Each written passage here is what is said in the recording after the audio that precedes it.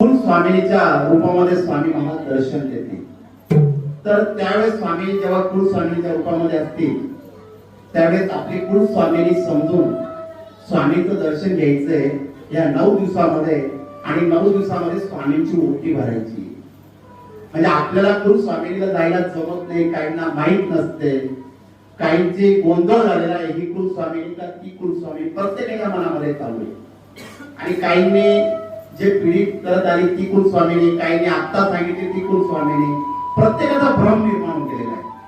म्हणून आपल्याला हे 9 दिवस मिळालेले आहेत। तर ह्या 9 दिवसामध्ये आपल्या कुलस्वामिनी म्हणजे आपल्या स्वामींसमोर नाक घासायचे नवरात्रामध्ये।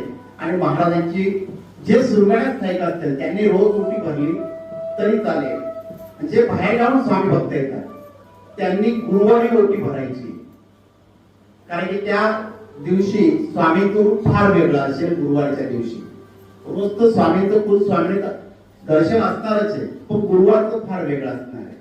म्हणून स्वामींची ओटी ह्या नवरात्राच्या काळामध्ये भरायची आहे आणि स्वामींचं दर्शन कुलस्वामी अवतारात आपल्याला घ्यायचं आहे।